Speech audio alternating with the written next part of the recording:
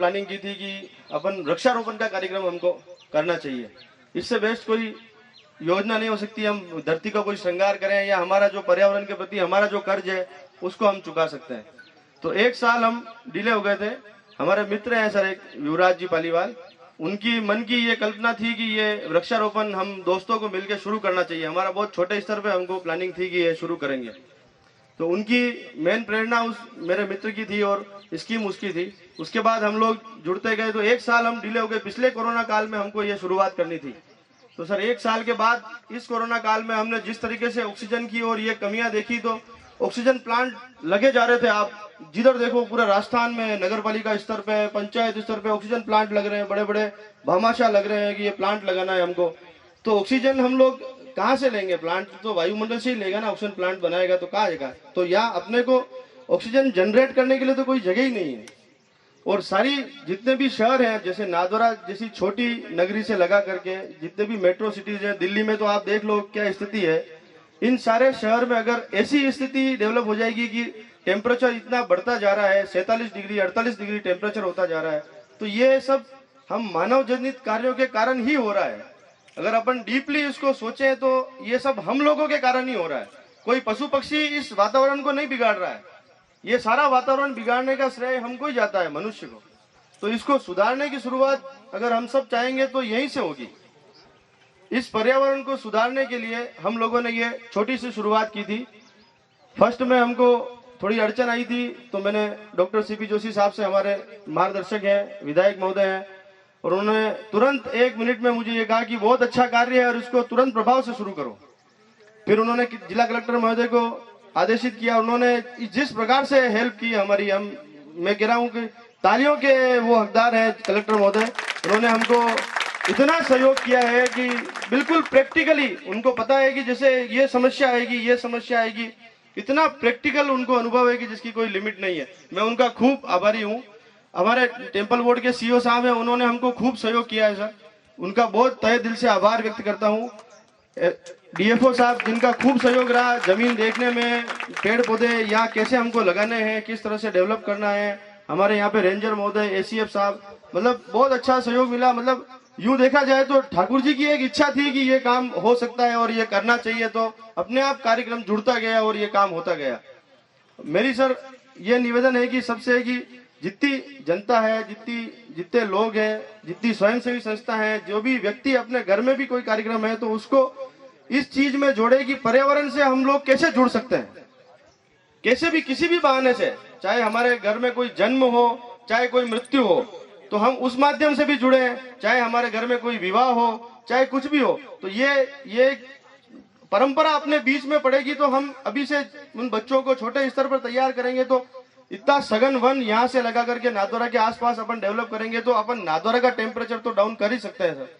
और यहाँ बारिश का कार्यक्रम अच्छा रहेगा, सब चीज अच्छी रहेगी।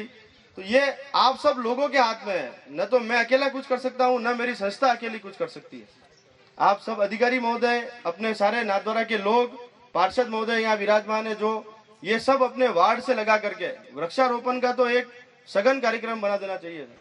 एक ये भी था कि सर जैसे हम कोई नगर पालिका में भवन निर्माण स्वीकृति की एप्लीकेशन आती है, फाइल लगती है, तो उसके अंदर भी उसको 10 पेड़ लगाने की ऐसी उसको दी जाएगी, उसकी एनओसी लाएगी, 10 पेड़ आपने कहाँ लगाए हैं, या तो ऐसा कुछ सिस्टम हम बोर्ड में लेकर के कर सकते हैं। सारे पार्षदगण और चेयरमैन साहब विराजमान है, तो ये एक परंपरा हो जाएगी। जैसे मल्टी स्टोरी बना रहे हैं तो एक फ्लोर के हिसाब से 10 पेड़ उसको लगाने ही है।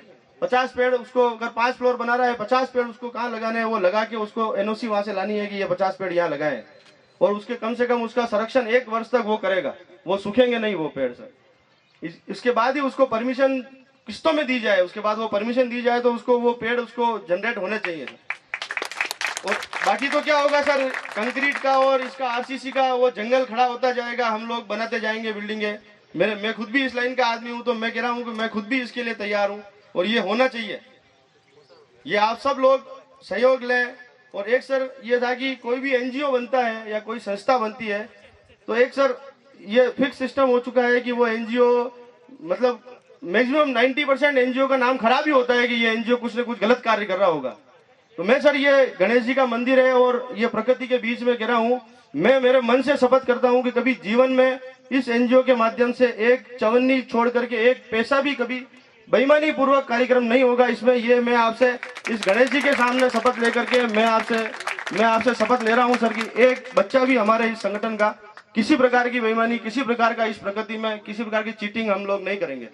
जो 1 रुपया भी कोई आदमी इस संस्था में लगा रहा है उसका सिंगल 1 रुपया पूरा इस धरती पे ही लगेगा, इसके अलावा किसी के जेब में नहीं जा सकता है। ये हम इस गणेश जी को साक्षी मान के कह रहे हैं सर आपको। एनजीओ का नाम खराब नहीं होने देंगे, क्योंकि संरक्षण हमको संरक्षण भी कलेक्टर साहब दे रहे हैं, सीपी जोशी साहब दे रहे हैं।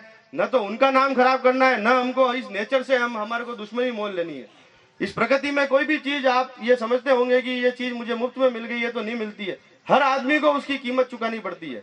अगर आप कुछ भी कार्य आप समझ रहे हैं मैंने इससे चीटिंग करके ये ले लिया, ये आप समझ रहे हैं, लेकिन प्रकृति का नियम फिक्स है कि आपको उसकी कीमत चुकानी है। तो आप ये मन में जो सदस्य मेरे इस पूरे अरण्य संस्थान में जुड़े हुए भी हैं, अगर किसी 10% लोगों के कि मन में ये हो कि कोई चीटिंग करेगा या कुछ काम होगा, तो वो यहाँ नहीं होगा। और उसके अलावा आप सब लोगों के साक्षी मान के ये कहना चाह रहा हूँ, ये जमीन वन विभाग की है, हमारा इसमें कोई टाइटल का अधिकारी नहीं है, हम इसमें किसी प्रकार का कोई अधिकार हस्तक्षेप नहीं कर रहे हैं। हम इस जमीन को सुंदर बनाने का कार्यक्रम कर रहे हैं, और वो इसलिए कर रहे हैं कि हमारे नगर में ऑक्सीजन प्रॉपर मिल सके, लोग यहाँ आए घूमे, उनको अच्छा लगे, पशु पक्षी यहाँ पे आए, वो कार्यक्रम हो। बाकी न तो इस जमीन पे कोई हमको कब्जा करने का उद्देश्य है, न हमारा कोई यहाँ ऐसा है कि पोजीशन हमारा रहे। पोजीशन सदैव जीवन भर वन विभाग का रहे, वन विभाग की ही जमीन है। हम आपके सानिध्य में काम कर रहे हैं, कहीं पर भी 1% भी ऐसा नहीं होगा सर कभी कि हमारी संस्था की तरफ से किसी प्रकार का हस्तक्षेप या ऐसा नहीं होगा। हम संरक्षण करेंगे, इसके अलावा हम कुछ नहीं करेंगे।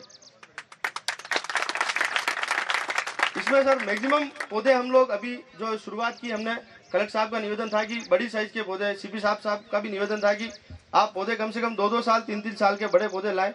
तो हमने सर हम प्राइवेट नर्सरी में भी गए हैं, तो 500 रुपए 700 रुपए के तक के पौधे भी हम खरीद के लाए कि ये पौधे एक बार जल्दी जनरेट हो जाएंगे, वन दिखना चाहिए। अब यहाँ हम भी काम करने आए थे 1 महीना पहले सर, तो यहाँ ऐसी स्थिति थी कि यहाँ सर पैर रखने जैसी जगह नहीं थी, कटीली झाड़ियाँ, अंग्रेजी बबूल, बहुत बुरी स्थिति थी सर।